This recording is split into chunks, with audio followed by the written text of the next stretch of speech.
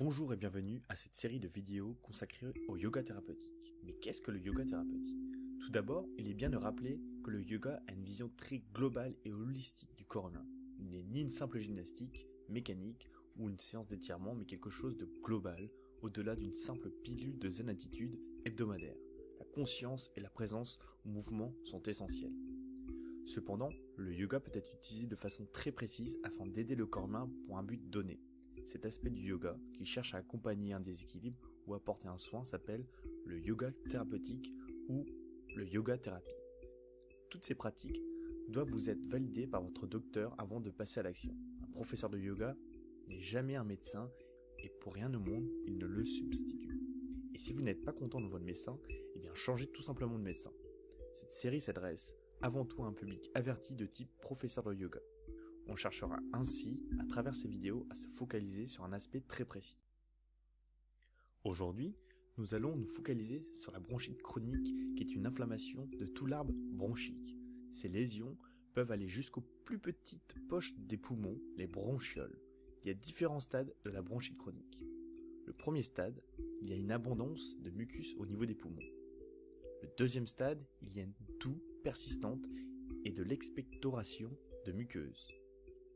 La phase 3 est une phase d'obstruction des alvéoles pulmonaires avec un début d'insuffisance respiratoire. Les poumons sont congestionnés et le souffle peut être sifflant. La phase suivante est une phase où l'insuffisance respiratoire dans le temps va faire grossir le cœur car il cherche l'oxygène manquant dans le sang et c'est la seule manière que le corps a trouvé pour y arriver. Nous arrivons à un stade avancé qui est la bronchopneumonie obstructive. Au-delà de la toux, de la fatigue, des maux de la gorge ou musculaires, il peut y avoir des douleurs thoraciques. Dans un premier temps, le malade doit se protéger de tout polluant atmosphérique. Il devient sensible à la pollution des villes. Il peut aussi veiller à stimuler son système immunitaire ainsi que boire 2 litres d'eau par jour. Les premières règles simples qui peuvent aider les cas de bronchite chronique sont la marche à pied pour limiter le surpoids ou l'obésité. Évidemment, le tabac est le plus gros facteur à supprimer ainsi que sa combinaison à l'alcool. Les changements brutaux de température peuvent aussi avoir une influence ainsi que l'humidité ambiante. L'air ne doit pas non plus être trop sec, l'hiver avec le chauffage par exemple. Le yoga va intervenir en premier lieu dans une phase de prise de conscience. Vous allez notamment entamer une prise de conscience de votre respiration. Il n'y a aucunement une prise de contrôle de respiration à ce moment-là, simplement vous allez observer la qualité de l'air. Quelle est la qualité de l'air qui entre et qui sort de vos narines? Ressentez cet air. Quelle est la température de l'air à l'inspiration ou l'expiration? Quel est le débit ou encore les quantités d'air? C'est ça la prise de conscience de votre respiration au niveau de la cage thoracique et des poumons.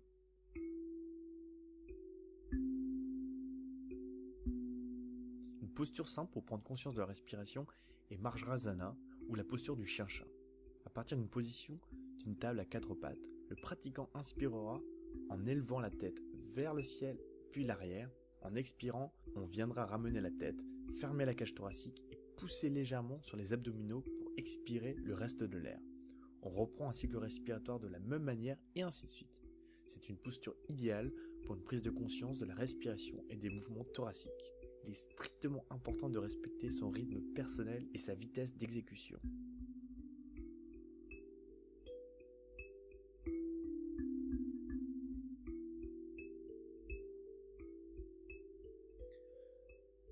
Une autre posture simple est la prise de conscience de la respiration mais en position debout.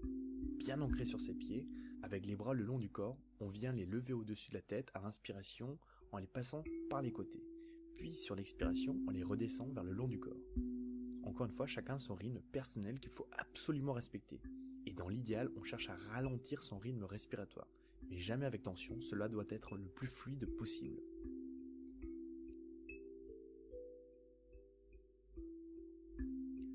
Le stade suivant dans la prise de conscience respiratoire, c'est l'observation des mouvements de la cage thoracique ou du ventre.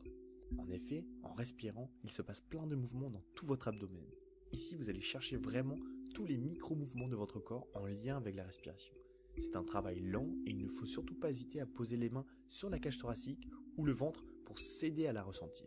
Votre prise de conscience à ce stade va au-delà de vos narines, mais il est important de passer des jours voire des semaines sur chacun des stades. Si vous commencez une prise de conscience des mouvements respiratoires, vous allez justement vous demander quels sont ces mouvements. Est-ce que votre cage thoracique monte beaucoup ou pas? Si vous commencez une prise de conscience des mouvements respiratoires, vous allez justement vous demander quels sont ces mouvements. Est-ce que votre cage thoracique monte beaucoup ou pas? Est-ce un mouvement rapide? Est-ce que les mouvements de montée et de descente de votre cage thoracique sont fluides? Ainsi de suite, cet exercice peut se répéter de façon importante pendant plusieurs semaines. Un exercice intéressant pour ressentir les mouvements de la cage thoracique se pratique debout. Les mains sont entrelacées à l'arrière du dos. En inspirant, les bras montent vers le haut et en même temps, vous bombez la cage thoracique vers le haut. À l'expiration, les bras descendent en même temps. Soyez toujours doux avec vous-même pour avoir les mouvements fluides. Il vaut mieux avoir des mouvements moins poussés que forcés. Le même exercice que le stade précédent peut encore être réalisé. On inspire, on lève les bras et sur l'expiration, on les descend. Sauf qu'à ce stade, on prend davantage conscience des mouvements du ventre et de la cage thoracique. C'est ça la clé, faire le même mouvement mais avec une autre prise de conscience, un autre focus. Le dernier stade de prise de conscience de la respiration pour la bronchite chronique, c'est d'allonger la durée d'expiration. Il faut bien comprendre que vous devez passer du temps sur chacune des étapes. De même que l'allongement de l'expiration prend aussi des années. Au début, vous aurez une durée d'inspiration-expiration similaire, mais avec le temps, vous allez augmenter l'expiration. 3 secondes pour inspirer, puis 4 secondes d'expiration. Puis vous allez monter jusqu'à 3 secondes pour l'inspiration et 6 secondes pour l'expiration. Ici, c'est le ratio qui est important.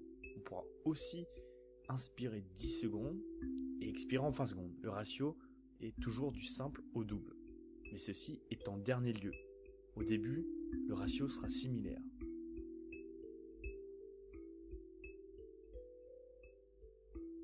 Dans une posture assise sur les fesses, le buste droit et avec les jambes pliées, les pieds sont à garder à plat sur le sol. Le pratiquant veille à plus ou moins plier les jambes proches des fesses selon ses possibilités. Les mains sont à côté des fesses. Ici, pendant l'inspiration, le pratiquant ouvrira sa cage thoracique vers le haut en penchant légèrement la tête vers l'arrière. À l'expiration, le chemin inverse sera effectué. On cherche encore et toujours à faire ressentir le mouvement de la cage thoracique tout en allongeant l'expiration. Les exercices les plus simples sont aussi les meilleurs comme la respiration longue et profonde. Assis sur les talons, le pratiquant croise les bras et les mains viennent saisir les coudes opposés.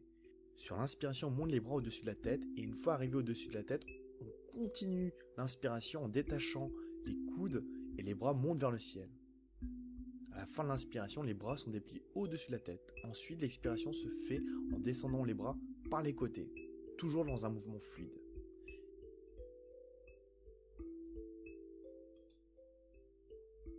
Les clés de la pratique peuvent se résumer ainsi. Le stade numéro 1, il faut ressentir sa respiration pendant quelques jours, semaines. Le stade numéro 2, on observe les mouvements de son corps et notamment les mouvements de la cage thoracique. Et enfin, le pratiquant doit veiller à allonger l'expiration dans un dernier stade de pratique. Tout cela doit se faire de façon fluide et légère sans jamais forcer les mouvements. C'est la clé.